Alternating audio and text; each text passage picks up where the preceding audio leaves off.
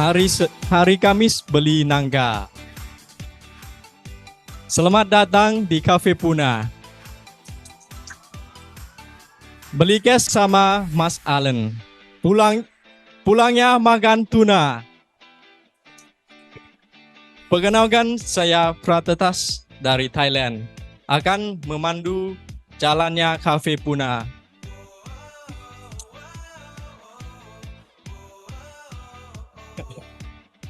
Sekali lagi selamat malam dan selamat datang para Romo, Suster, para Frater Sawirian, Salesian, OFM, dan Diocesan Jakarta, teman-teman Majis, dan saudara-saudari sekalian yang hadir di sini maupun online. Kita akan mulai acara kita dengan doa pembuka yang dipimpin oleh Frater Situong dari Myanmar. Silakan.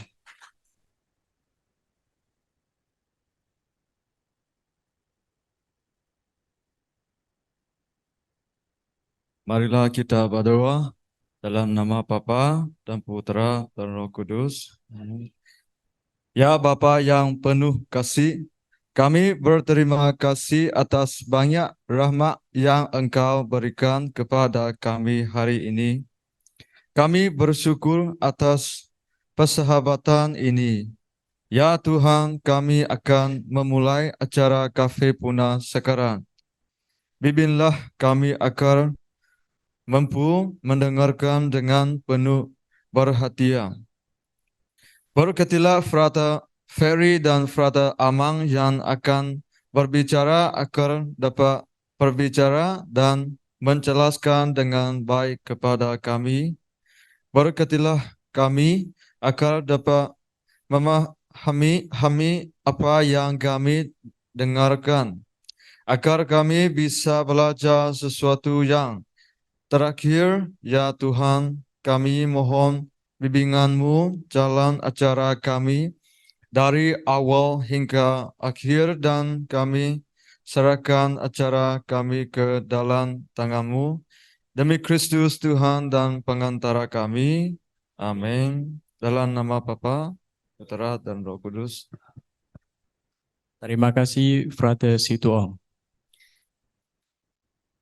Agenda hari ini mulai dengan pengantar dari Romo Guido, dan selanjutnya presentasi dan sharing dari Frater Aman Ferry, dan masuk ke sesi tanya jawab, dan akhirnya sesi eksamen dan doa penutup.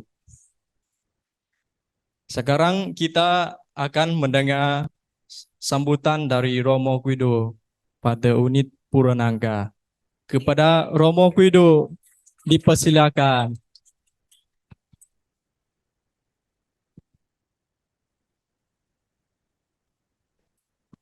Oh,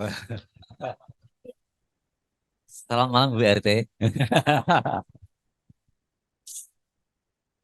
Bapak Ibu dan saudara sekalian, selamat malam. Sudah tahu Cafe Puna seperti apa? Sudah lama sejak sebelum saya di sini ada Cafe Puna. Lalu ada kabar kemarin bahwa pernah melihat 3 buku trilogi kita kan ya? Nah, itu dicetak kembali ya. Cetak ulang kembali. Nampaknya laris. Lalu itu yang menjadi juga kebanggaan kita. Cafe Puna nampaknya juga memberi nuansa kepada orang-orang di sekitar kita. Nah, saat ini kita akan bahas mengenai masalah kemurnian, sebuah jalan menuju selfless love ya. Kemurnian, apa tuh kemurnian itu? Ya, nanti kita akan dengarkan apa yang dipaparkan oleh Frater Aman dan Frater Ferry. Kemurnian.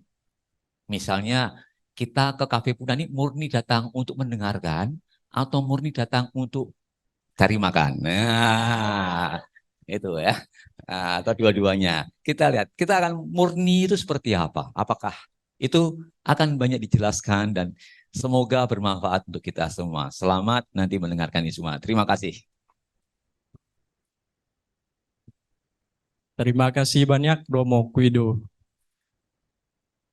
Para romo, suster, brother, dan saudara-saudari yang terkasih, dalam bahagia ini kita kembali dalam Cafe Puna, suatu kesempatan untuk berbagi refleksi dan pengalaman menghidupi spiritualitas Ignatian. Ngomong-ngomong soal kemunian, apa yang kita pahami? Saya ingin bertanya ke beberapa orang. Coba gambarkan kemunian dalam satu kata. Mulai dengan Bapak Ibu.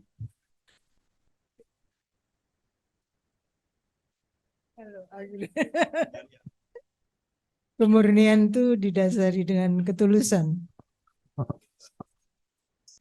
Terima kasih. Bapak, mungkin yang paling dekat. Kemurnian itu menurut saya bersih, suci. Terima kasih. Sudah mulai dengan Bapak, Ibu, sekarang orang muda. Silakan Yuyun. Tidak ada maksud yang lain-lain, bersih aja gitu, nggak ada intrik gitu. Tidak apa-apa. Terima kasih. Dan juga di sini ada para father. Bagaimana kemunian dalam satu kata? Kudus.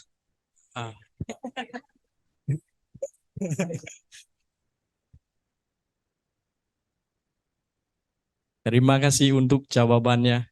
Menarik yang jawaban yang diberikan. Itu semua tentu berangkat dari konteks dan refleksi masing-masing. Nah, selanjutnya kita akan melihat kemunian dari kacamata spiritualitas Ignatian yang akan dibawakan oleh dua pembicara kita. Maka dari itu, tanpa berlama-lama lagi, langsung saja kita panggilkan Frater Aman dan Frater Ferry. Kepada Frater Aman dan Frater Ferry kami persilakan.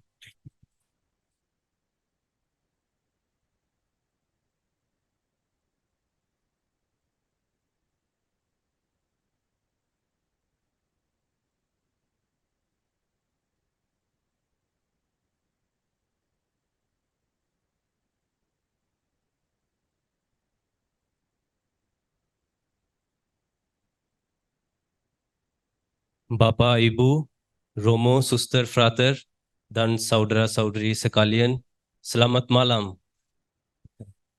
Apa kabar? Baik, puji Tuhan. Hari ini saya senang sekali atas kesempatan Cafe Puna ini, di mana saya bisa berjumpa dengan kalian semua dan bisa berbagi pengalaman saya tentang kemurnian.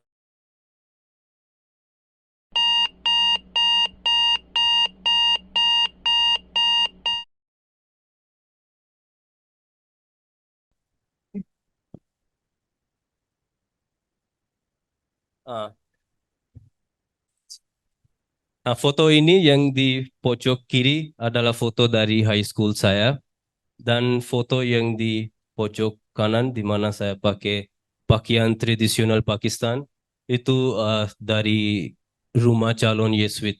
Saya sudah masuk di rumah calon saat itu. Dan setelah 2 tahun formasi di rumah calon Yesuit, saya dikirim oleh superior saya ke Sri Lanka untuk melanjutkan formasi saya dalam Serikat Yesus. Dan di Sri Lanka, saya novitiate di Sri Lanka, dan setelah 2 tahun novitiate, saya mengucapkan kaul pertama di Serikat Yesus. Dan salah satu kaul yang saya mengucapkan adalah kaul kemurnian. Dan foto yang di tengah sudah jelas ya.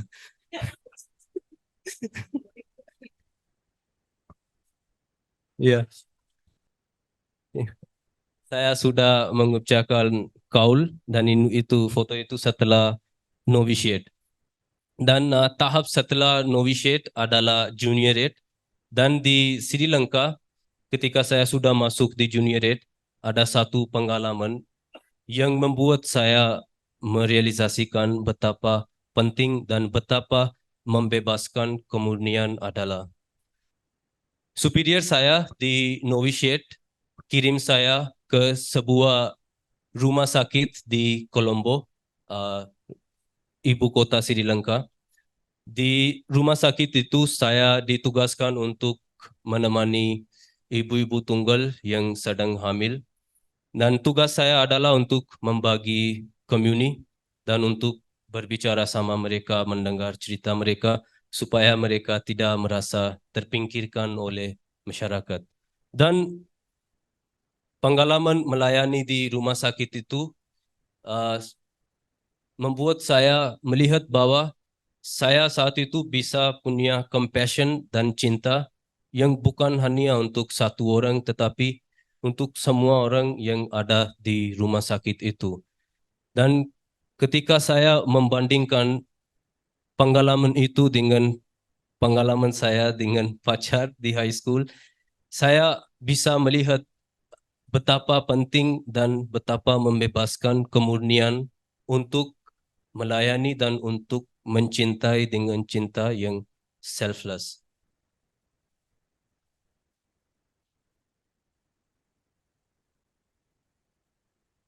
Ini transaksi dari cinta ke dunia.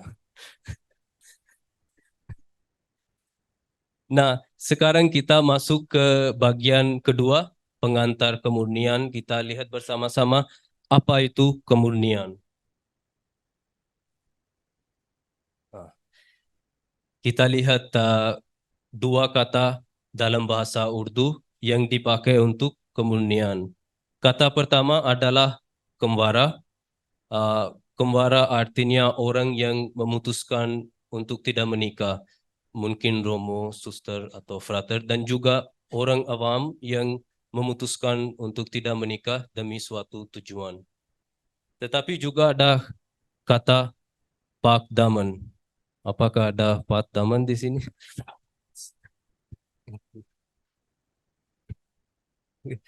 Dan pak daman artinya orang yang memiliki batin yang murni, batin yang suci. Itu tidak hanya terkait menikah atau seks atau apapun, tapi orang yang punya intensi, batin yang murni. Itu dua kata dalam bahasa Urdu. Nah, sekarang secara umum banyak orang pikir bahwa kemurnian itu hanya terkait orang religius, orang yang menjadi romo atau frater. Tetapi apakah itu benar? Tidak. Ya. Tidak benar, karena kemurnian itu terkait semua orang. Dan kemurnian memiliki banyak makna. Malam ini kita akan lihat 3 makna kemurnian. Pertama-tama bagi orang religius kita sudah tahu, dan maknanya adalah hidup untuk pelayanan gereja tanpa menikah. Semua religius mengucapkan kaul kemurnian sebagai tanda kesetiaan dan totalitas kepada Tuhan. Tetapi makna kemurnian bukan hanya terkait orang religius, ada makna bagi orang yang sudah menikah juga. Dan maknanya adalah memberikan diri sepenuhnya kepada pasangan dan seluruh keluarga tanpa memiliki hubungan yang menyimpang di luar ikatan pernikahan. Dan hubungan yang menyimpang di luar ikatan pernikahan bukan hanya hubungan yang seksual, bisa jadi hubungan yang flirting bisa jadi, dan dalam bahasa Inggris ada satu istilah sympathy sex.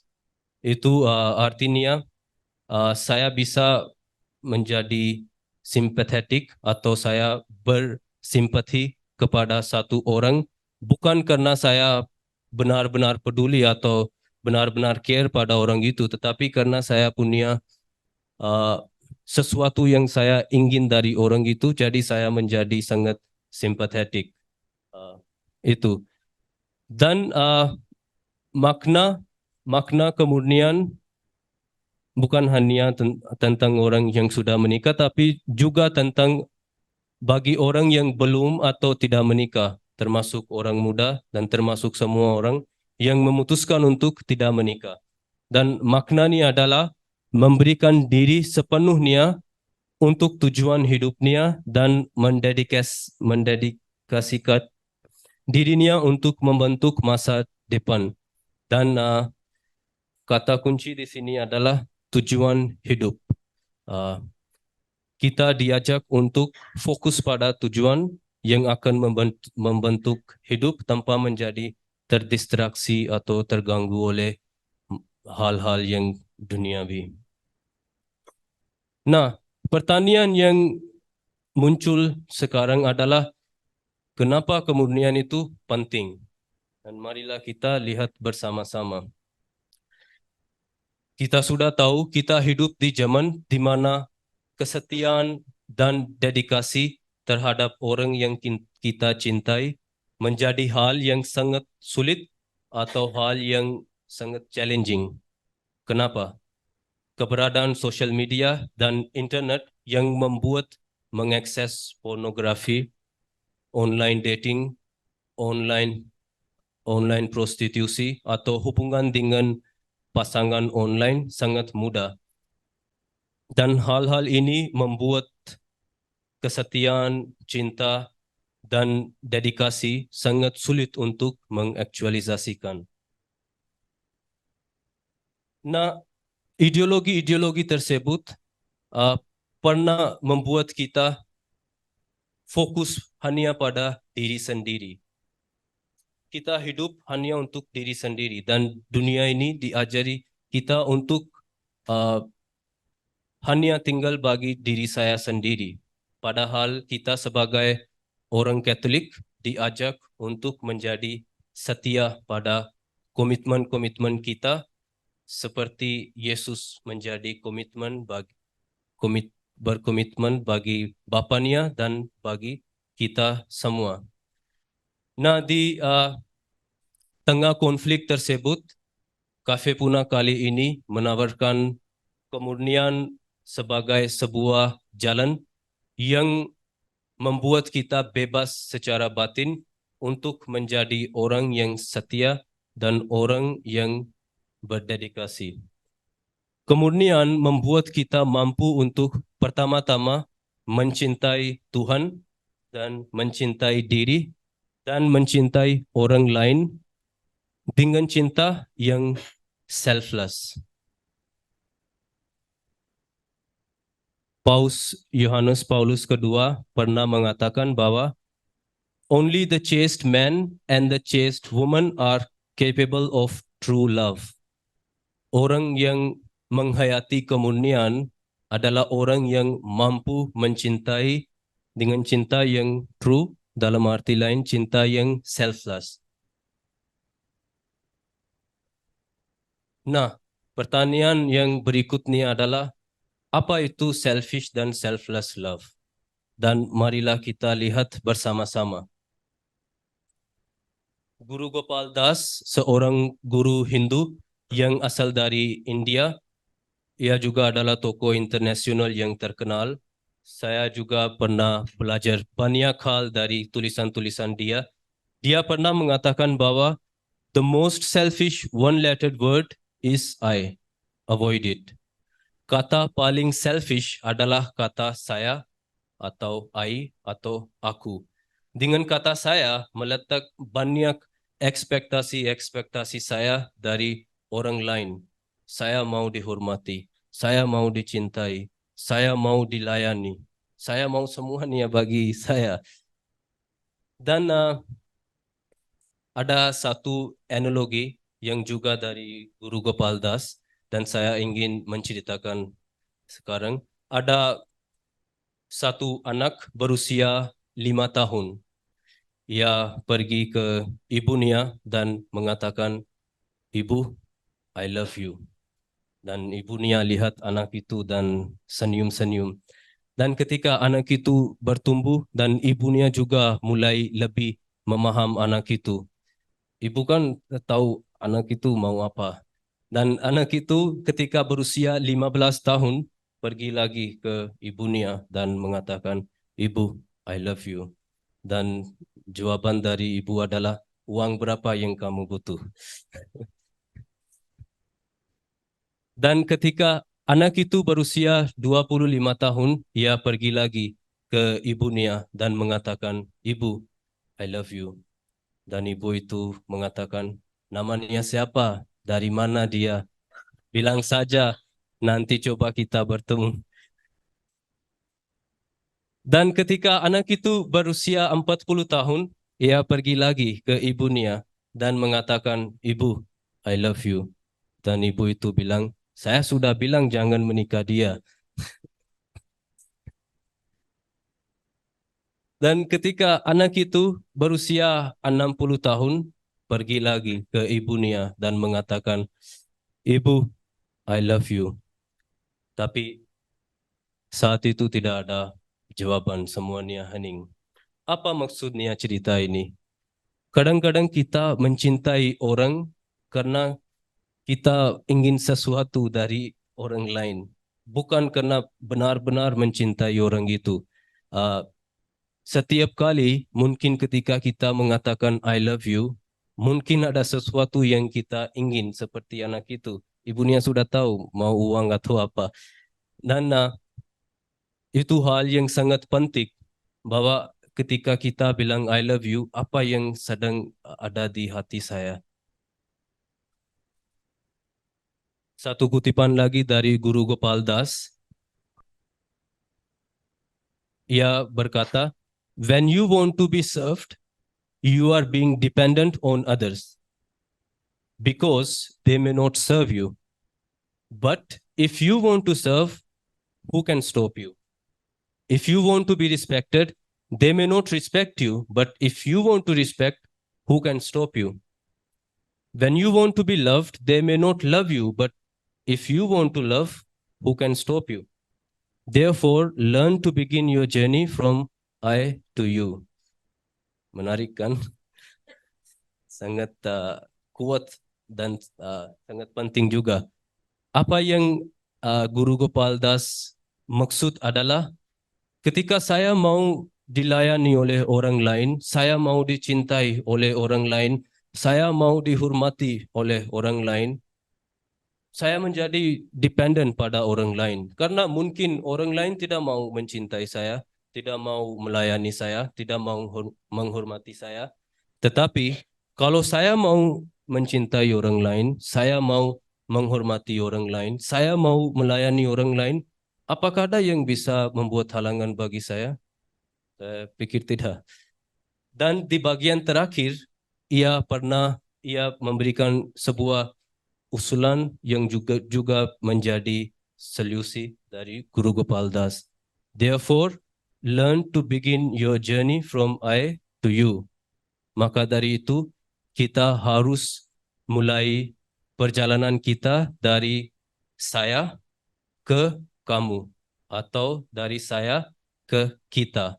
Itu adalah perjalanan dari cinta yang selfish di mana saya mau semuanya bagi saya, ke cinta yang selfless di mana saya bukan hanya mau semuanya bagi saya, tapi saya juga mau memberikan ke orang lain. Perjalanan dari selfish love ke selfless love. Itu dari saya, dan bagian selanjutnya akan difasilitasi oleh Frater Ferry. Tetapi sebelum kita masuk ke bagian selanjutnya, saya mau bertanya satu pertanyaan yang menjawab dapat satu rosario. Dan pertanyaannya adalah, apa artinya pahdaman?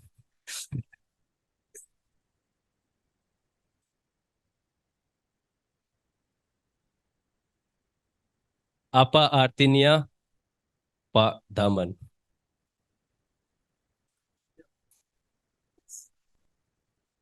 Bukan untuk orang Pakistan ya.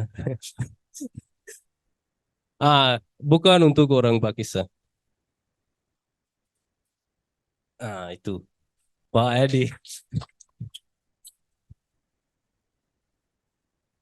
Ya, terima kasih. Oke, luar biasa Pak Edi. Bagian selanjutnya akan dipimpin oleh Frater Ferry. Saya mempersilahkan kepada Frater Ferry. Terima kasih.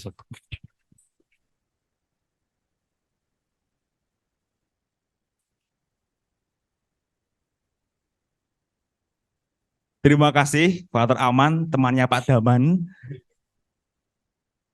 Bapak, Ibu, saudara-saudari, Romo, Suster, teman-temanku yang terkasih, baik yang datang offline ada sekitar 500 orang, maupun yang datang online baik dari dalam maupun luar negeri. Setelah kita mendengarkan teman kita, Frater Aman, kita sudah mendapatkan pemahaman tentang apa itu kemurnian.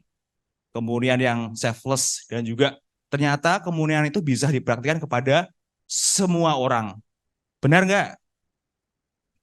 Yang mantep gitu loh. Yes. Nah, setelah tadi kita melihat yang bagus, yang cita-cita gitu ya. Sekarang kita mau masuk ke ini, tantangan-tantangan zaman. Nah, saya mau mulai dari kegelisahan dari hadirin sekalian.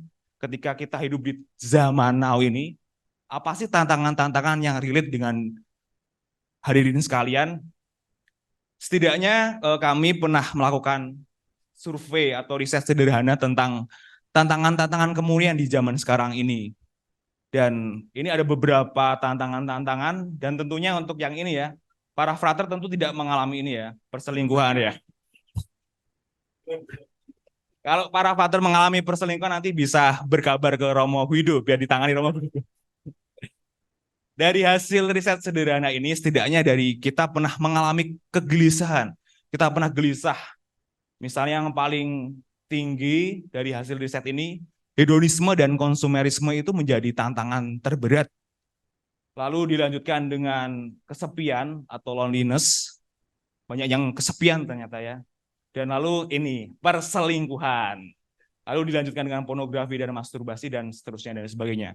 Nah, kali ini saya mau mencoba membongkar tantangan yang paling berat, khususnya yang 3 teratas. Coba kita lihat satu-satu.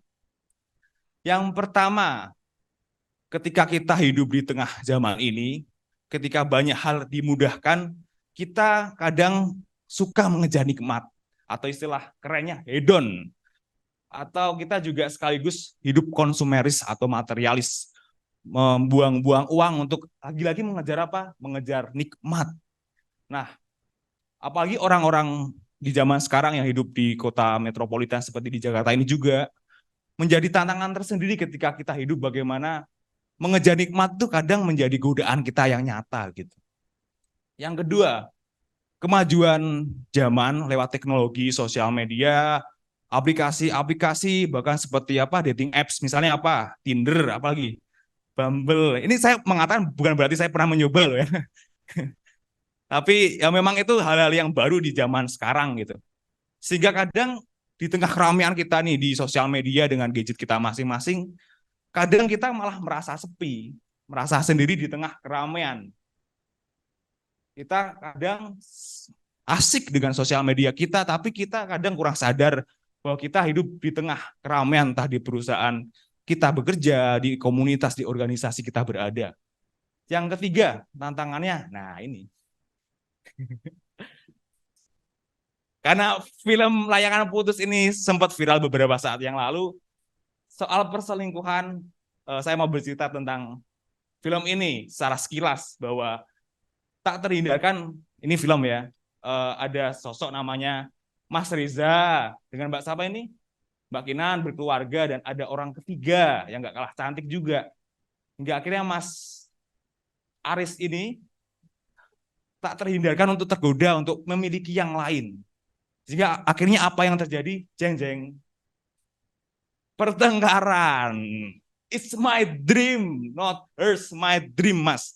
Seperti tadi dikatakan Frater Aman, adanya pertengkaran untuk mengarahkan ke dirinya masing-masing. Ya, aku yang benar, aku. Kenikmatan yang aku kejar yang benar. Masing-masing satu sama lain ego dengan dirinya masing-masing. Sehingga adanya pertengkaran di dalam hidup berkeluarga. Dari 3 tantangan ini, kita lantas bertanya, relevankah kemunian yang tadi cita-citanya amat baik, amat luhur, dihadapkan pada tantangan-tantangan zaman di zaman sekarang? Relevan nggak? Kita lihat bersama-sama. Setidaknya kita mencoba melihat dari kerangka inti kemunian yang adalah cinta.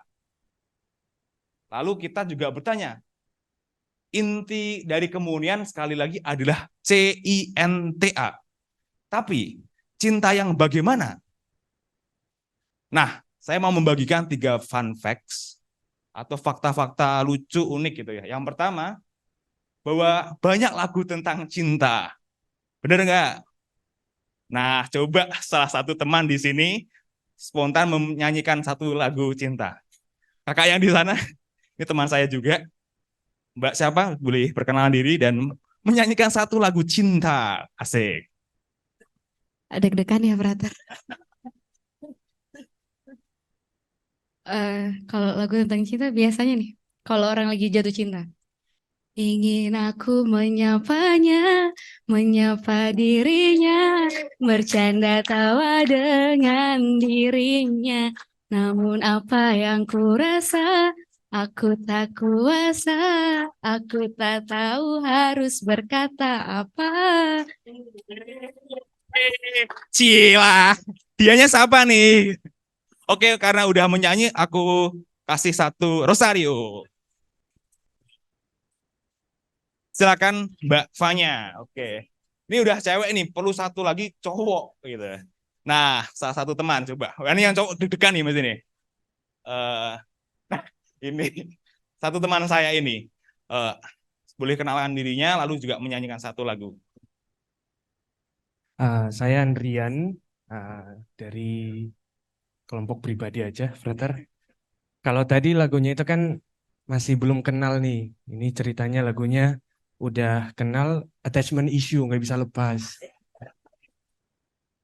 Janganlah kau tinggalkan diriku, takkan mampu menghadapi semua.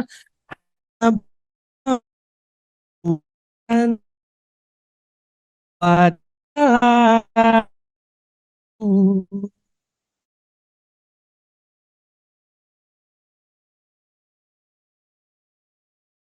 Malah hidupku lengkap.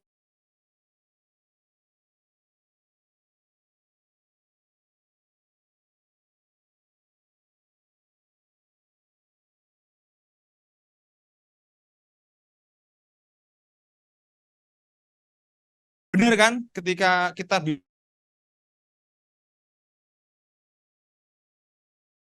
halo, teneng. Nah, benar nggak sih? Cinta tuh kadang bikin hidup tuh seakan milik berdua gitu. Saya tuh beberapa kali bersama teman seangkatan gitu ya, berempat, berlima gitu, main-main ke Blok M misalnya. Dan seringkali mata ini kan nggak terhindarkan jelalatan ya. Dan melihat orang-orang muda tuh berpacaran. Asem gitu. Dan dalam hati cuma bisa, it's fine, it's fine. Kencana yo, teng, teng, teng, teng, teng. Tapi ya inilah cinta, kadang membuat orang yang berpasangan itu, dunianya itu seakan-akan milik berdua gitu. Fun fact yang ketiga. Nah, ketika kita lihat sosial media, ternyata netizen, orang yang menggunakan sosial media itu sering menggunakan hashtag atau tagar cinta, love, untuk mengekspresikan dirinya. Nah, ini menempati urutan pertama. Dan ini mengatakan apa, saudara-saudari yang terkasih? Bahwa cinta itu sangat dekat. Sering kita obrolkan, sering kita bicarakan, sering kita pikirkan. Cinta, conta, cinta, conta, cinta. Tapi apakah kita pernah bertanya, cinta apa sih yang aku maknai, cinta apa sih yang aku pahami, yang aku praktikkan? Mari kita lihat secara agak filosofis. Kita masuk ke dunia Yunani kuno. Jeng, jeng, jeng, jeng. Di dunia Yunani kuno itu ada 3 definisi tentang cinta. Yang pertama, cinta eros. cinta eros ini cinta yang lebih mengarah ke hasrat nafsu erotis seksual gitu. Dan ini juga baik kita sebagai manusia sehingga kita punya energi gitu ya. Tanpa cinta ini kita tentu menjadi orang yang loyo, orang yang nggak punya greget gitu. Nah, apakah ini cinta yang udah paling luhur? Tentu masih ada yang kedua, cinta filia. Cinta filia adalah cinta persaudaraan, cinta yang afektif seperti bapak ke ibunya, ibu ke anaknya, dalam keluarga, dalam saudara gitu ya. Apakah ini udah yang paling luhur, paling tinggi? Ada yang paling luhur, paling tinggi lagi, yaitu cinta agape. Cinta yang tidak hanya fokus pada diriku, aku, saya, tapi cinta yang mau keluar. Kita lihat definisinya dari Ensiklopedia Britannica. Cinta agape, the fatherly love of God for humans, as well as the human reciprocal love for God. Ini lebih menuju bagaimana cinta Allah Tuhan yang telah menjadi manusia untuk kita, umatnya. Dan cinta ini ada cinta yang berlawanan, contrasted with eros or erotic love and philia or brotherly love. Jadi cinta agape adalah cinta yang paling luhur. Yang kalau kita lihat pergerakannya seperti ini. Kita tadi berbicara tentang selfish love, dari cinta eros, philia, dan agape, dan ini menjadi rangkaian proses hidup kita masing-masing. Berada di tahap apakah, dan lalu tadi tantangan-tantangan zaman itu masuk cinta apa? Kita bisa bertanya pada diri kita masing-masing. Nah, saya pribadi akan mengakhiri presentasi ini dengan sebuah ajakan undangan, panggilan untuk mencinta. Nah, mengutip salah satu hasil, kami menyebutnya kongregasi jenderal atau semacam konferensi forum para Yesuit gitu ya. Ada rumusan yang sangat mendalam tentang kemurnian. Yang pertama bahwa kemurnian itu soal pilihan untuk memperdalam hubungan yang mesra, personal dengan Allah. Dan dengan demikian dampaknya itu bisa cinta pada sesama kita, persaudaraan. Karena ini konteksnya Yesus, tapi kita coba lihat semangat dari situ bahwa hubungan kita dengan Allah itu berdampak pada hubungan dengan sesama, entah di komunitas, di perusahaan, di tempat kita berada masing-masing. Dan tentunya kemurnian itu mengundang kita untuk keluar, melakukan pelayanan kepada sesama, kepada siapapun, tanpa pilih-pilih. Dan persis di situ kita diundang untuk mencinta. Nah, dari semangat ini sekali lagi, kita lihat juga dari sosok bernama Santo Ignatius dari Loyola. Ignatius punya hubungan yang mendalam dengan Tuhannya, dan dia mendedikasikan dirinya lewat apa yang beberapa orang di sini juga mempraktikannya dalam latihan rohani.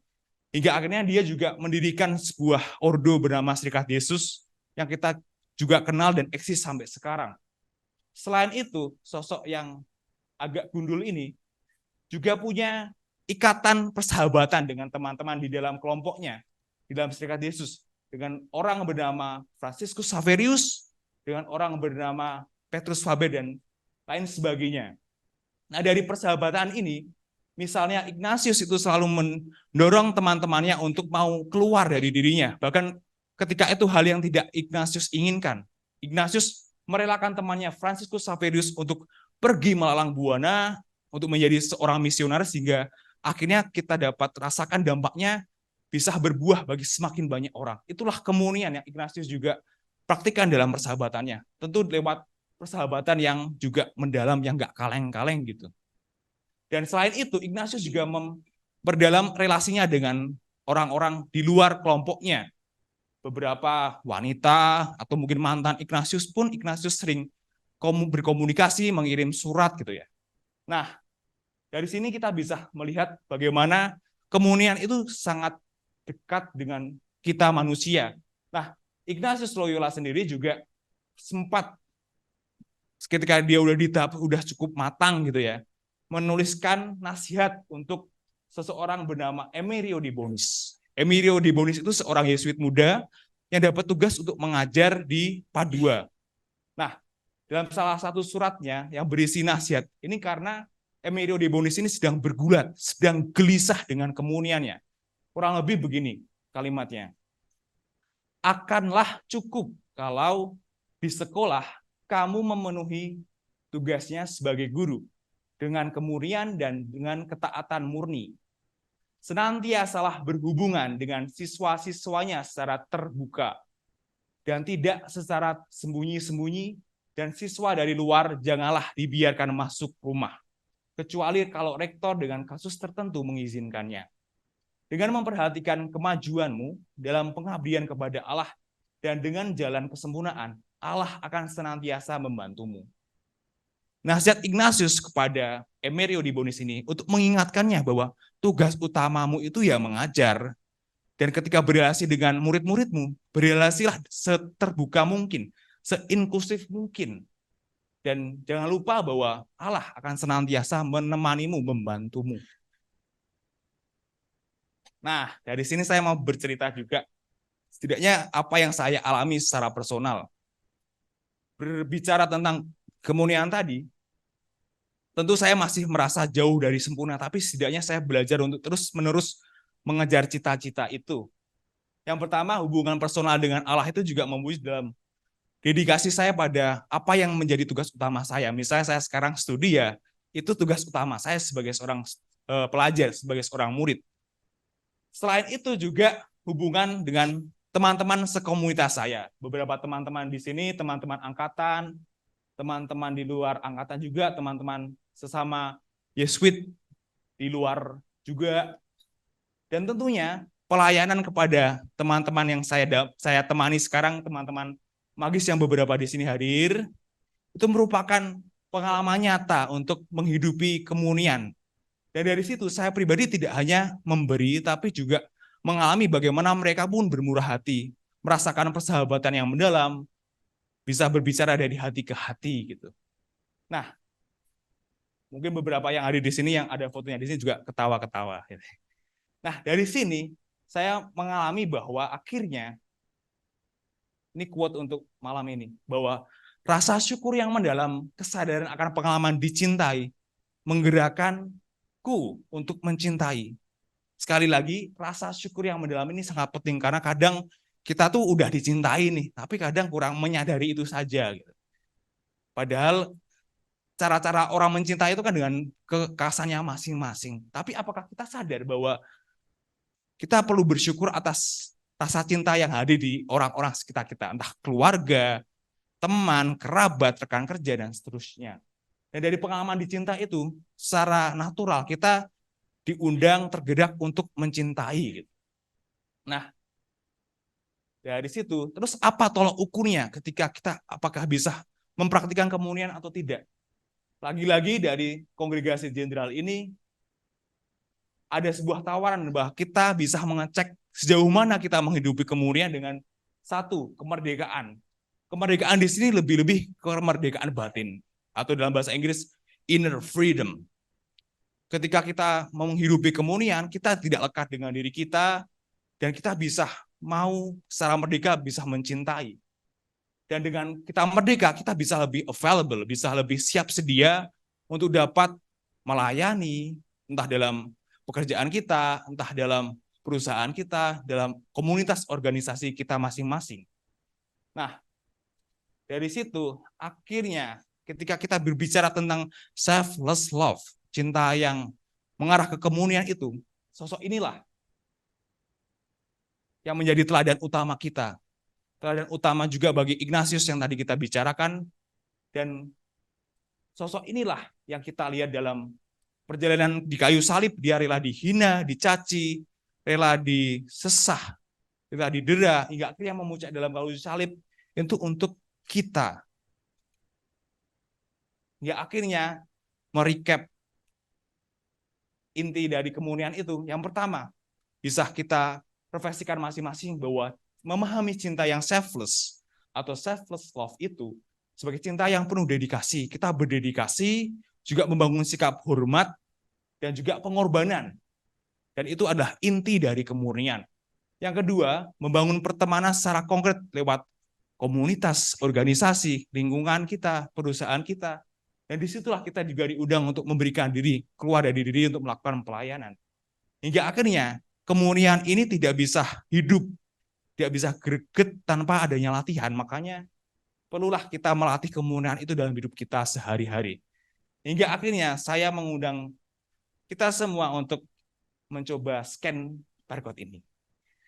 Silakan kita semua bisa men-scan barcode ini, lalu nanti mengungkapkan satu kata yang cukup kuat mewakili apa yang tadi telah didengar, dipahami, dan mungkin dihayati dari Bapak, Ibu, saudara-saudari sekalian.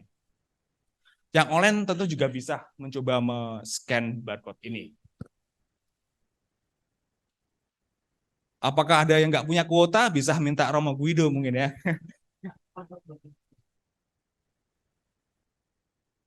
Apakah ada yang punya kendala?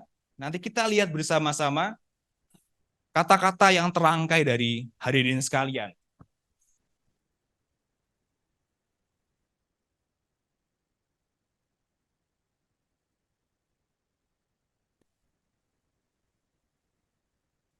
Bisa semuanya, Bapak, Ibu, saudara-saudari, teman-temanku?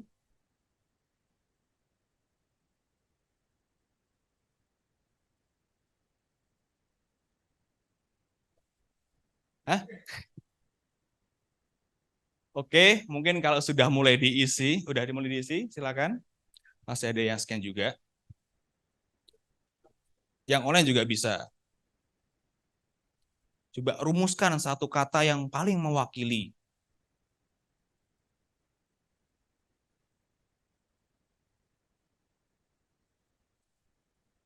Oke, kalau sudah dapat dan mulai mengisi, mungkin minta tolong. Oh, boleh. Teman-teman operator boleh meminta tolong untuk menampilkan hasil dari Mentimeter ini.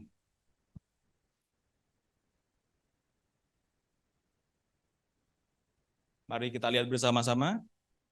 Nah, sudah banyak sekali ya. Coba kita lihat. Selfless paling, Tulus sekarang. Tulus, cinta, merdeka, agape, unconditional, chastity, Yesus, Frankie, siapa ini?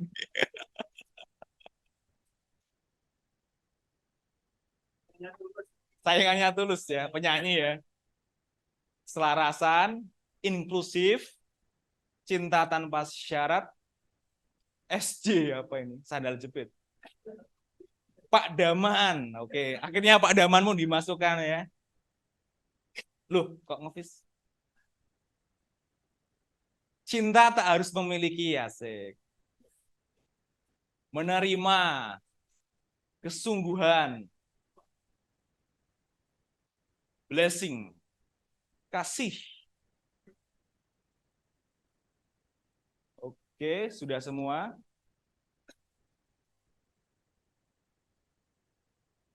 Luar biasa. Di sini Tulus menempati urutan pertama.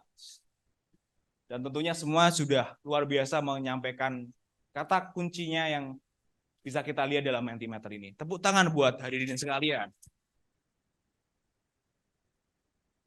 Sekaligus saya mengakhiri presentasi saya ini. Terima kasih banyak.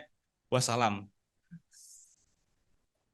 Kita lanjutkan dengan Q&A yang dipandu oleh teman kita Frater Tat Sanai Upaka. Cakep. Mana? Terima kasih Brother Aman dan Brother Ferry atas sharing Anda yang sangat mengharukan dan menginspirasi. Sekarang kita masuk ke sesi tanya jawab selama kurang lebih 30 menit ke depan. Kita yang hadir secara offline maupun online bisa langsung bertanya. Bagi yang ingin bertanya, dipersilakan. Semua pertanyaan akan dijawab oleh para romo.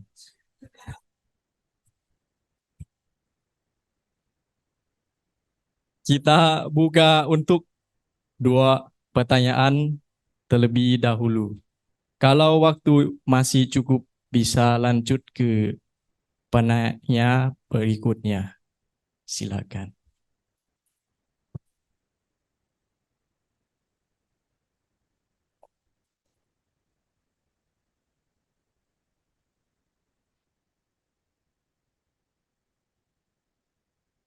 Selamat malam. Terima kasih untuk kesempatannya. Saya Ineke, tetangga di sini. Yang mau saya tanyakan adalah terutama untuk kaum religius yang sebetulnya berlatih bertahun-tahun untuk kemurnian ini. Dan kemurnian itu adalah suatu kaul. Jadi atas kemauan sendiri dan dengan sadar, orang memilih dan memutuskan untuk bagi kaum religius Katolik tidak menikah. Tetapi kita tahu ini menjadi suatu masalah yang besar ketika ini dibuka seperti membuka kotak Pandora, bahwa begitu banyak kekerasan seksual yang dilakukan oleh kaum religius. Dan itu tertutup sekian lama. Jadi gereja seolah-olah melindungi.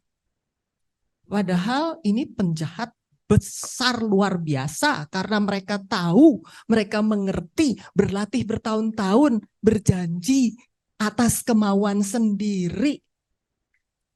Itu kriminal kelas berat sesungguhnya. Tapi kita tahu ini juga tidak mudah dihadapi gereja. Karena persoalannya begitu luas. Tadi tantangan kekerasan seksual bukan yang 3 terbesar ya. Ya, Frater Ferry, tadi teraman ya. Bukan 3 yang terbesar kan kekerasan seksual. Ini baru disurvei. Itu surveinya siapa sih? Oh, kepada siapa ininya? Di Magis. Oke. Tapi artinya itu pun sudah keluar, sudah bagus sekali loh. Karena mungkin kalau ditanyakan sekitar 10 tahun lalu, itu tidak akan keluar. Tapi kan sejak ini, saya kira udah cukup. Tapi saya bingung, maksudnya ini mau dibilang pertanyaan, tapi bertanya kepada siapa? Karena yang harus menjawab ini sebetulnya kita semua sebagai sebuah gereja. Terima kasih. Ada lagi? Satu lagi. Oh, bingung saya. Oh, ketua lingkungannya dulu.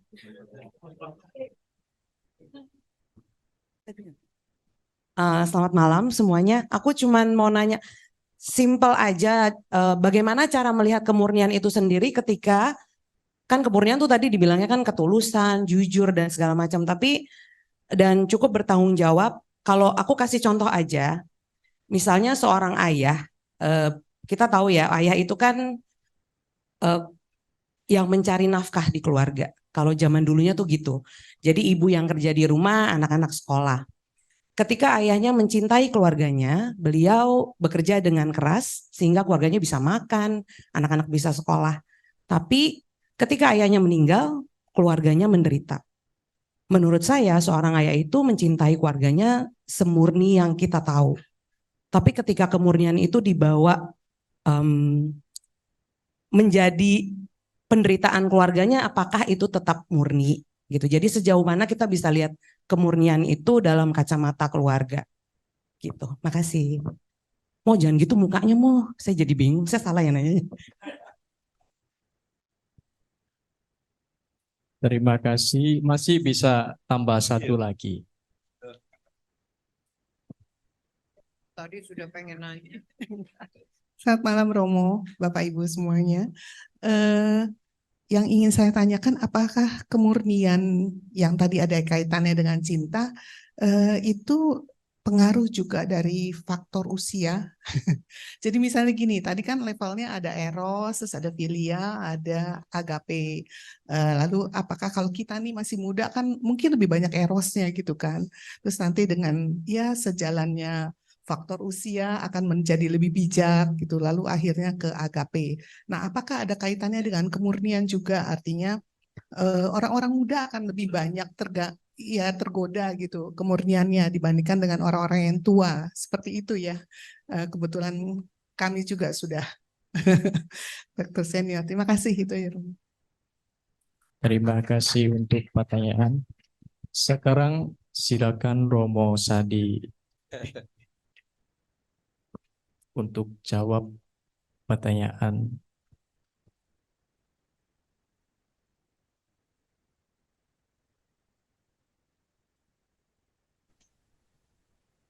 Siapa saya?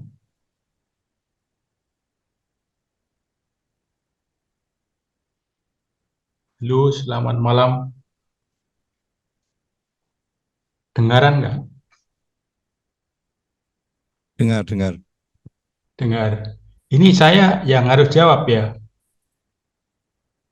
Satu dulu aja nggak apa-apa. Yang Oh ya. Yang pertama ya, saya coba jawab yang pertama sejauh yang sudah saya pahami atau pikirkan. Pertama-tama saya terima kasih dulu atas acara ini dengan tema ini, dan juga terima kasih atas pertanyaan pertama yang menurut saya sangat-sangat relevan untuk menjadi perhatian kita semua. Sudah dikatakan, sudah dijawab sendiri juga, disikapi oleh gereja. Jadi pertanyaannya, kaul itu kan komitmen personal. Iya, itu salah satu bagian, tapi juga kami menghayatinya sebagai panggilan. Oleh karena itu, dalam menghayati kesempurnaan kaul itu selalu ada dua aspek, komitmen pribadi termasuk sisi-sisi askesenya maupun keterbukaan rahmat. Dan keterbukaan rahmat yang bekerja untuk kaul itu salah satu penandanya sederhana, berdoa. Jadi kalau orang tidak berdoa kemungkinan juga akan susah menghayati kaul kemurnian yang adalah rahmat. Itu yang pertama. Jadi selalu ada dinamikanya, komitmen personal dengan tanggung jawabnya dan keterbukaan pada rahmat. Juga sisi keterbukaan rahmat itu terbuka pada bimbingan orang lain, tradisi gereja, belajar dari sejarah dan yang lain. Yang tanggapan pertama. Tanggapan yang kedua, bahwa ini mulai terbuka di lingkungan gereja, kita semua mulai dari Eropa, Amerika, bahkan di tradisi Serikat Yesus ada provinsi yang sekarang sudah pulih kepercayaannya ketika diterpa aduan-aduan sexual abuse itu. Jadi, tapi prinsipnya adalah kita semua gereja sudah terbuka. Yang paling terkenal ini di Roma belum lama itu Rupnik, seorang yang sangat terkenal Yesuit itu akhirnya dikeluarkan dari Serikat Yesus berkenaan dengan hal itu. Tapi tanggapan saya yang kedua, saya belum lama menulis di majalah Rohani edisi khusus tentang sexual abuse ini, cukup panjang. Saya menanggapi tulisannya Romo Manyisus Seno. Intinya adalah berjalan bersama korban. Tadi sudah disinggung juga bahwa kalau ini pelakunya itu kaum religius atau imam harus bagaimana? Apakah tidak cenderung defensif membela diri? Enggak, gereja sudah terbuka dari waktu ke waktu, kita terima sebagai karya roh, dan semua harus bergerak supaya tidak salah, karena kalau hanya saling menyalahkan ya kemungkinan situasi ini tidak akan membaik. Jadi yang saya sharingkan di majalah Rohani dengan tulisan agak panjang itu berpihak pada korban. Jadi misalnya saya akan menutup tanggapan saya dengan cerita sederhana. Kalau seorang yang sudah komitmen pribadinya kaul, entah kaul setelah novis atau setelah kaul yang lain, itu kan kalau menjalin relasi yang tidak sehat atau menyimpang dari kemurniannya, soalnya kan bukan lagi soal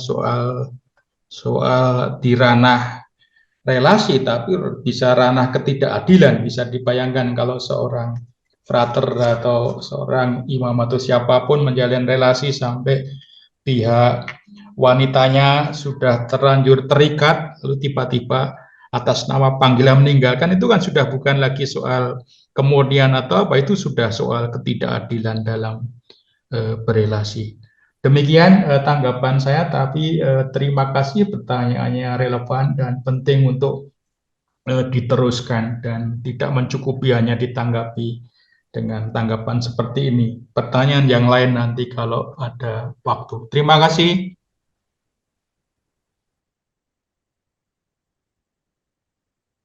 Terima kasih Romo Sadi.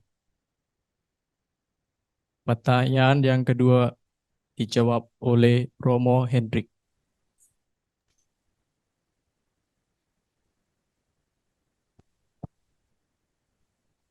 Baik, selamat malam Bapak Ibu dan teman-teman. Maaf baru bergabung. Tetapi ini menurut saya pertanyaannya agak susah gitu ya. Karena saya tidak hidup dalam panggilan berkeluarga. Tetapi saya akan mencoba untuk sedikit menjelaskan dengan agak mudah. Kalau menurut saya, bagaimana kita menghidupi kemurnian itu sederhananya seperti kita sudah menentukan lebih dulu tujuan kita mau apa. Jadi misalnya saya hidup religius, ya berarti saya menjadi Yesuit dengan 3 kaul. Kalau Bapak Ibu pengen jadi awam, hidup berkeluarga berarti ya membangun keluarga dengan tujuan tertentu. Nah, menghidupi kemurnian itu adalah bagaimana saya mengusahakan berjalan untuk sampai pada tujuan. Di kanan kiri pasti ada yang banyak yang menarik gitu ya. Nah, itulah yang namanya godaan. Jadi kalau tiba-tiba kalau dalam hidup religius di kanan kiri ada cewek yang cantik terus kepencut, nah itu godaan. Mungkin dalam hidup berkeluarga juga sama. Ada sosok lain yang lebih bisa menjawab, memenuhi kebutuhan dibandingkan pasangannya, mungkin akan tergoda untuk melirik juga. Nah, ini yang namanya godaan. Maka kalau tadi dikatakan, saya akan sedikit mengkontekskan dengan apa yang dijawab oleh Romo Sardi. Rahmat dan komitmen. Nah, ini juga sama. Berarti menghidupi kemurnian itu artinya kita memohon rahmat, tetapi kita juga mengusahakan komitmen. Kalau tadi saya mengatakan kemurnian itu sangat ditentukan oleh tujuan, berarti sebagai keluarga kita harus mengingat tujuan kita berkeluarga apa. Nah, ini sekarang ujian bagi Bapak Ibu. Sebelum menikah dulu masih ingat nggak? KPP itu ya. Apa tujuan membangun keluarga? Ada 3. Apakah masih ingat? Ini malah gantian ujian ini. Ada 3. Yang pertama adalah kesejahteraan pasangan. Ya apa mboten? Ya toh? Yang kedua, anak, keturunan.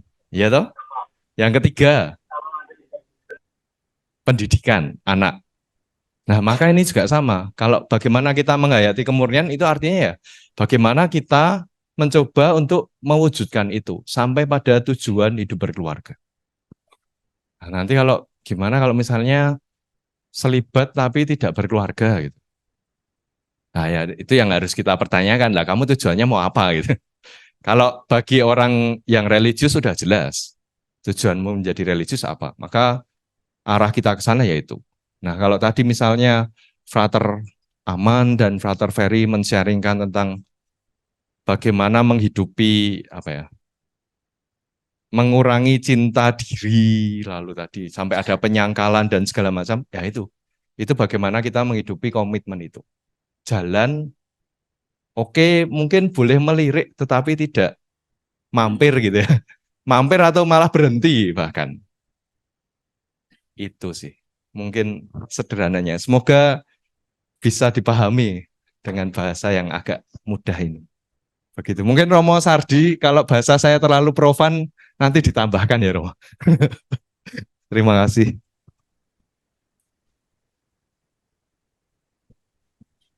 Terima kasih Romo Hendrik.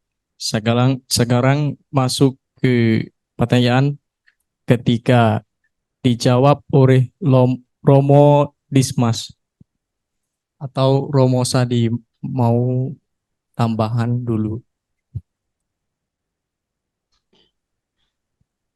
Ya, baik, saya nanggapi singkat. Jadi pertanyaannya menarik karena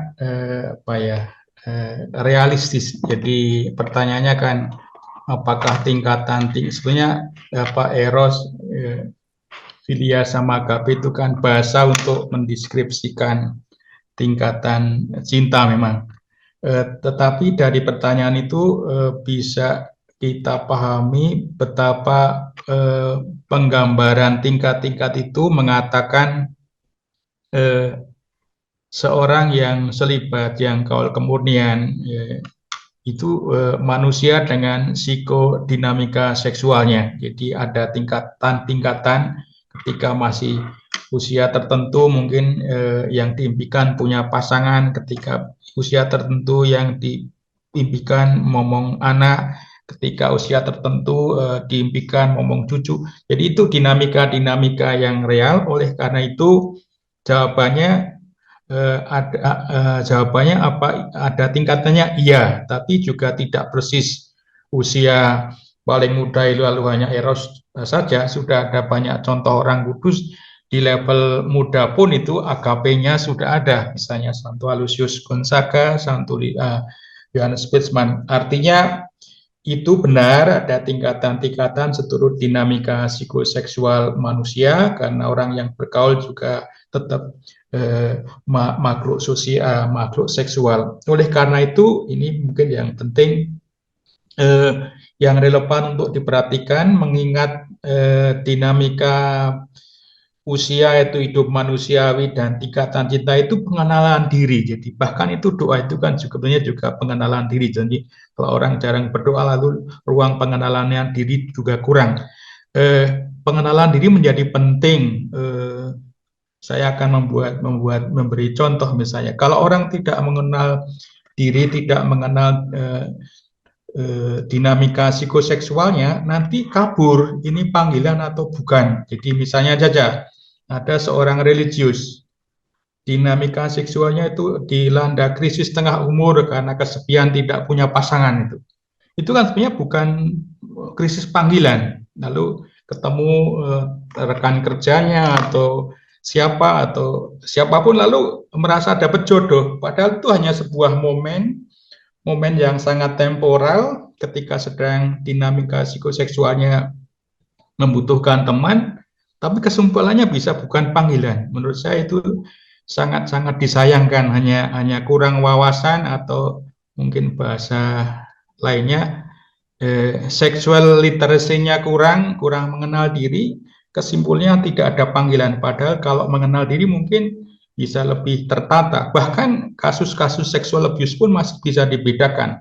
Itu kasus memang sebuah penyakit yang memang orang tidak bisa menghayati hidup religius, atau sebuah kecerobohan karena kurang wawasan. Jadi begitu. Oleh karena itu jawaban tanggapan pertanyaan saya, benar ada tingkat-tingkatannya, tapi tidak selalu mengikuti ritme usia seseorang. Jadi orang usia yang sudah tua pun belum juga bisa kalau masuk perangkap hedonis dan konsumeristis juga bisa terbelenggu oleh cinta yang hanya eros.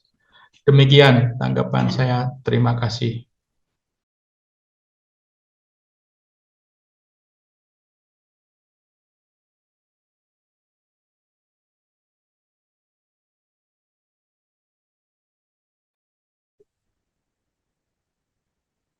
Karena terbatasan waktu, sesi tanya jawab kita akhiri di sini.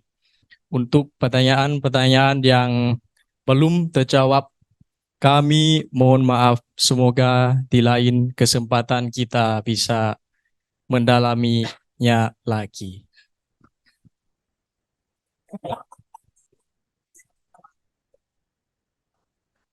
Semoga kita dapat mendalami kemunian.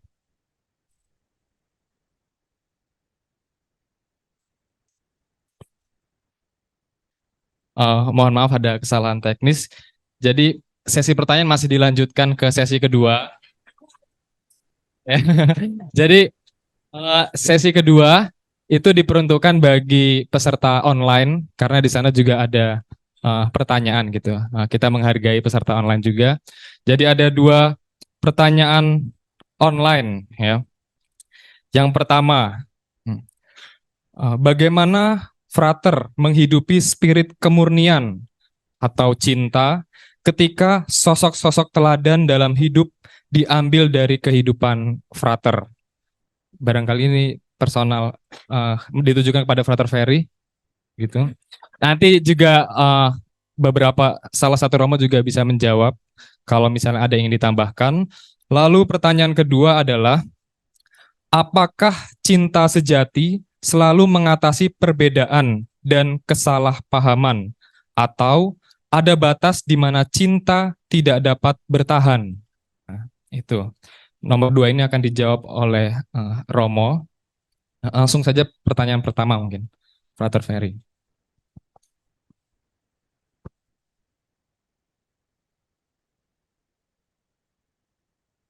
Yang tanya tadi sahabat lama saya. Pertanyaan personal sebenarnya bisa saya jawab personal juga ya. Tapi kurang lebih begini, ketika ditanya bagaimana saya menghidupi spirit kemurnian ketika sosok-sosok teladan dalam hidup diambil dari kehidupan frater.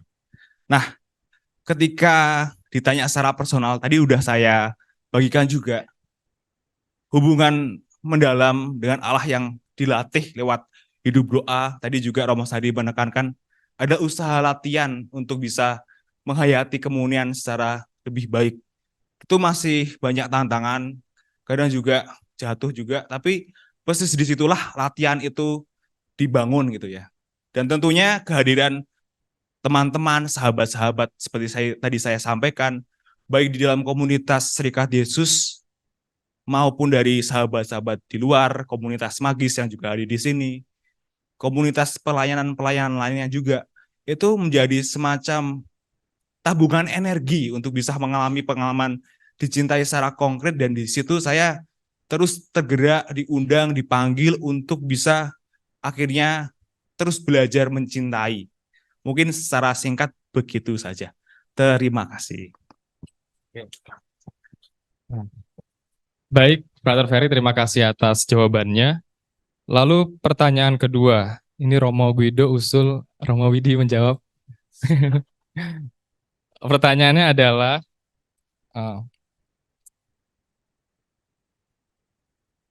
apakah cinta sejati selalu mengatasi perbedaan dan kesalahpahaman, atau ada batas di mana cinta tidak dapat bertahan? Batasan cinta. Cukup abstrak pertanyaannya. Mungkin ya tadi kalau kita melihat dari definisi cinta yang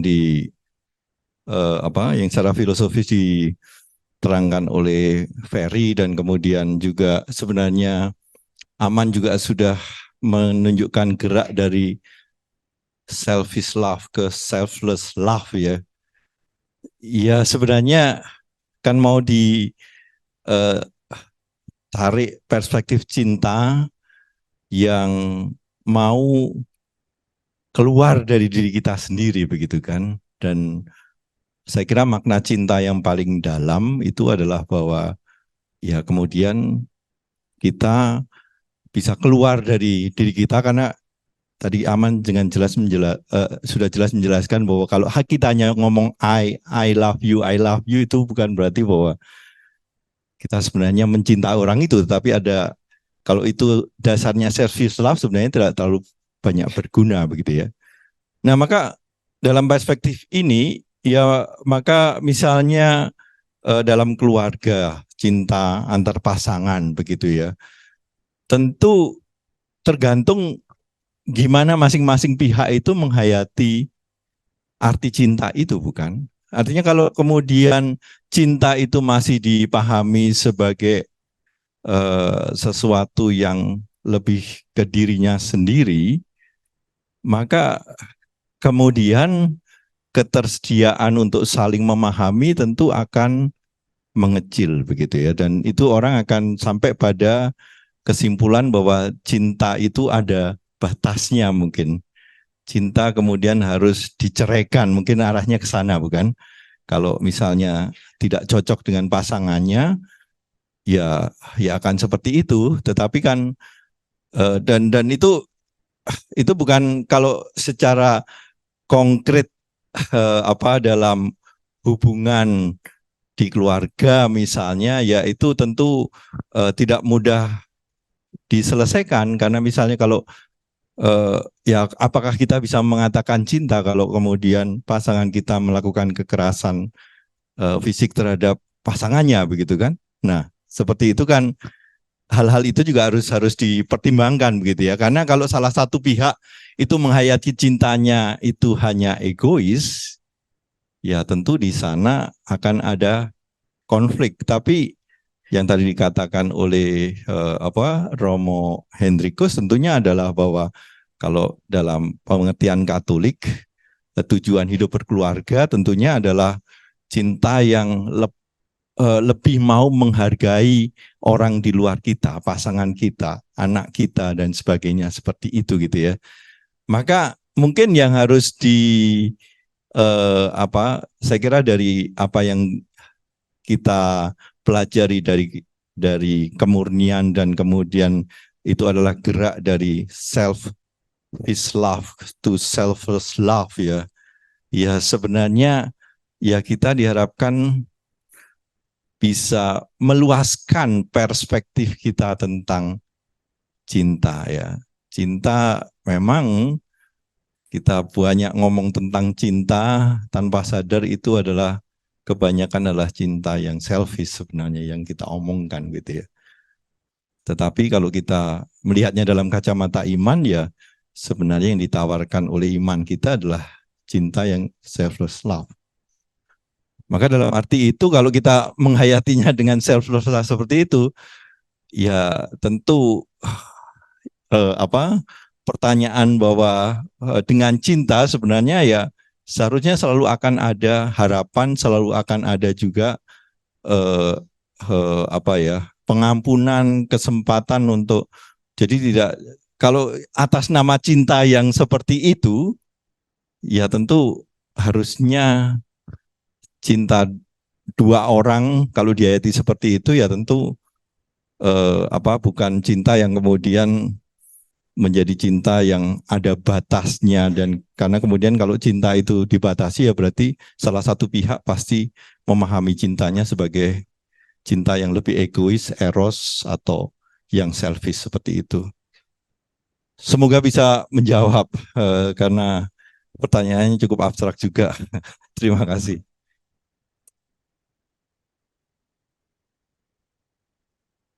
Terima kasih untuk jawaban dari Father Ferry dan Romo Widi. Sekali lagi untuk pertanyaan-pertanyaan yang belum terjawab, kami mohon maaf. Semoga tidak ada sesi ketiga lagi. Dan kita dapat mendalami kemunian dalam hidup kita sehari-hari dari presentasi dan sharing dari pengalaman yang di-sharingkan hari ini. Dan sekarang kita masuk ke sesi eksamen dan doa penutup dipimpin oleh Father Ferry. Hadirin sekalian, baik yang datang offline maupun online, kita akan mencoba mencicipi sebuah eksamen pemeriksaan batin yang diwariskan oleh Santo Ignatius dari Loyola. Kita akan mencoba secara sederhana dengan waktu yang juga terbatas, sekaligus menutup Cafe Puna kita ini dengan doa penutup. Marilah kita rileks sejenak. Kita rileks dengan posisi duduk masing-masing, baik yang di dalam ruangan ini secara offline maupun yang hadir secara di tempat masing-masing.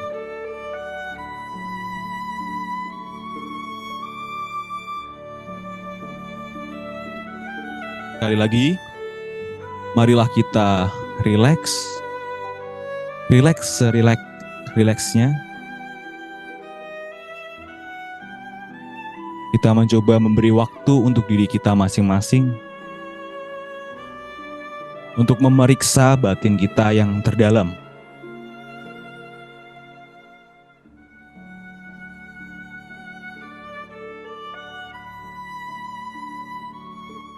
Perlahan-lahan, setelah kita sudah cukup rileks, kita sadari keberadaan kita di sini dan sekarang.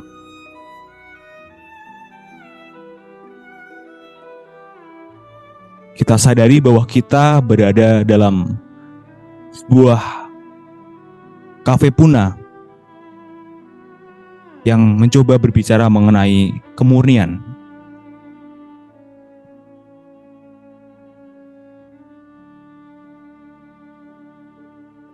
Kita sadari segala hal yang muncul dalam pikiran, dalam rasa perasaan, maupun keinginan-keinginan pribadi kita.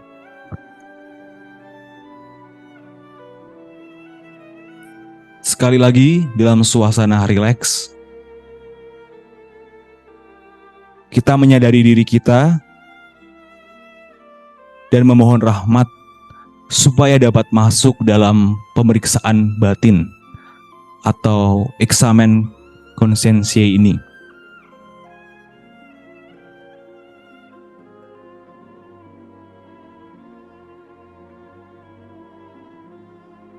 Setelah mohon rahmat untuk dapat masuk dalam pemeriksaan batin, perlahan-lahan kita kembali memunculkan memori-memori kita dalam waktu-waktu terdekat. Apa yang aku alami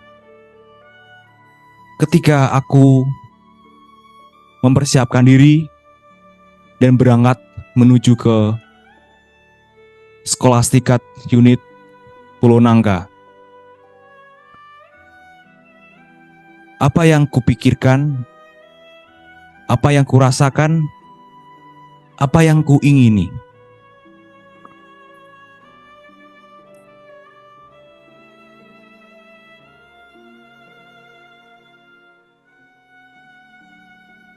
Setelah kita memeriksa perlahan-lahan, kita berlanjut dengan apa yang telah kita pikirkan, kita alami, kita rasakan, begitu sampai di Skolastikat SJ Pulau Nangka. Atau aku yang hadir secara online mengikuti Kafe Puna ini. Apa yang ku pikirkan, ku rasakan, ku ingini di tempat masing-masing.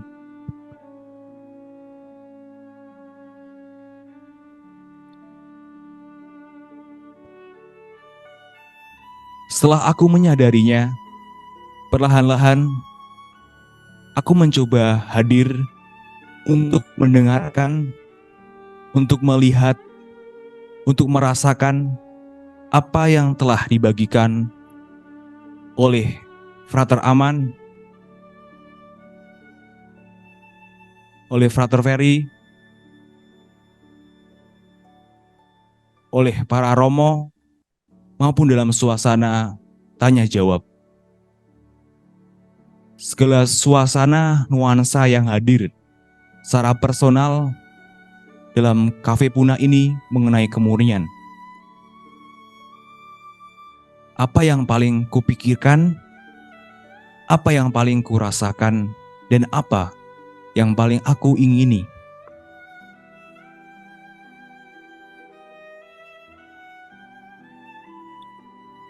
Setelah perlahan-lahan aku menyadarinya, mungkin dalam proses, dalam berkegiatan Kafe Puna ini, aku menyadari kerapuhanku, kelemahanku, atau mungkin keberdosaanku ketika ditetapkan pada kemurnian, sebuah cita-cita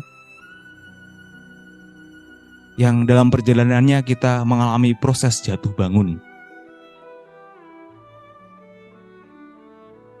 Sekali lagi, secara sekilas, sadarilah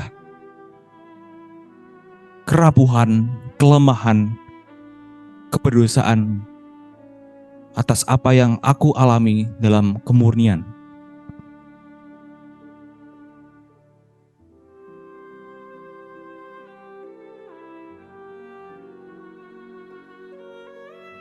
Setelah menyadari bahwa betapa rapuhnya kita,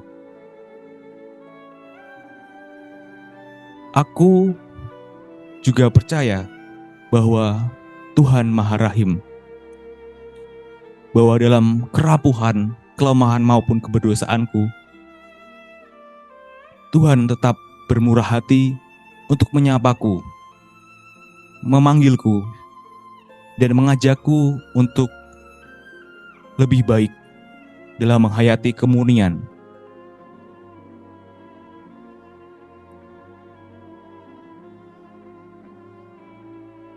Dari sapaan Tuhan yang penuh belas kasih, sadarilah sekiranya apa yang dapat menjadi niat konkret dan sederhana ke depannya untuk dapat mewujudkan kemurnian secara lebih baik, untuk dapat mencintai keluarga, teman, kerabat, atau siapapun kepada mereka kita berelasi.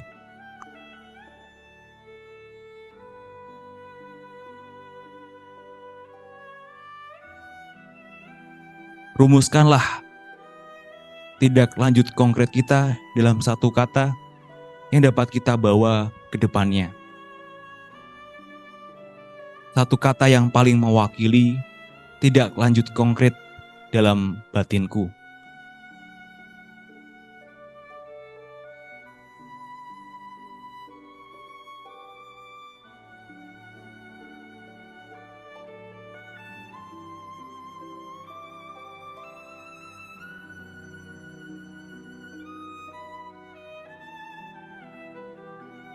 Marilah kita satukan pemeriksaan batin kita beserta seluruh prosesnya dengan berdoa bersama-sama. Allah Bapa yang berbelas kasih, teladan utama kemurnian kami. Kami bersyukur karena kami dapat hadir untuk bersama-sama memperdalam wawasan kami, mempertajam ingatan kami, dan juga untuk membangun niat dalam menghayati kemurnian. Meskipun kami rapuh, Engkau tetap teguh untuk memberikan daya cinta yang penuh pengorbanan, yang penuh cinta yang sejati. Ajarilah kami untuk dapat mencintai sebagaimana Engkau mencintai. Dan setelah ini, kami hendak melanjutkan aktivitas kami. Semoga berkat cinta-Mu senantiasa hadir dalam relung hati kami yang terdalam. Kami serahkan semuanya ke dalam tangan-Mu, dan kami persatukan lewat perantaraan Bunda Maria. Salam Maria, penuh rahmat Tuhan serta-Mu, terpujilah Engkau di antara wanita, dan terpujilah buah tubuh-Mu Yesus. Santa Maria Bunda Allah, doakanlah kami yang berdosa ini, sekarang dan waktu kami mati. Amin. Kita mohon berkat lewat perantaraan Romo Widi. Tuhan bersamamu, dan semoga saudara-saudari sekalian selalu dilindungi dan diberkati oleh Allah yang Maha Kuasa, Bapa dan Putra dan Roh Kudus.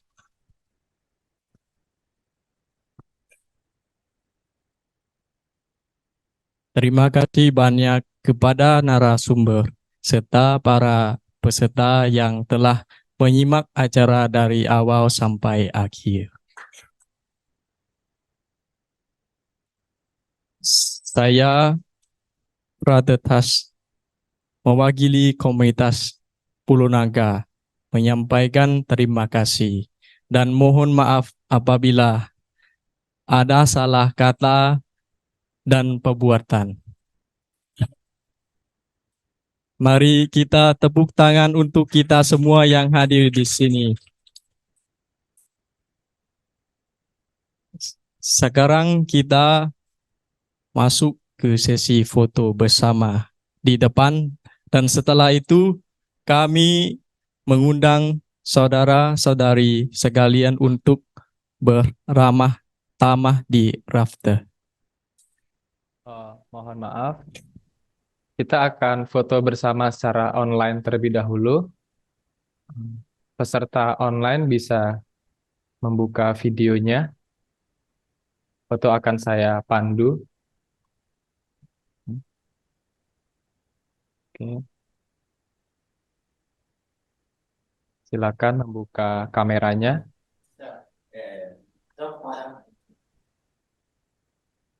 Oke. Masih saya tunggu ya sebentar.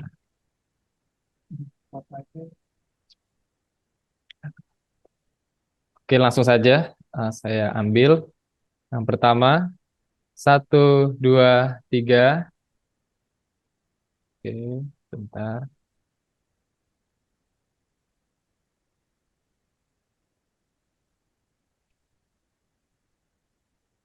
Bentar. Oke, saya bagian kedua. Oke, 1, 2, 3. Oke, 1, 2, 3. Oke, sudah cukup. Terima kasih untuk teman-teman yang sudah berpartisipasi secara online, bisa meninggalkan ruang Zoom. Terima kasih.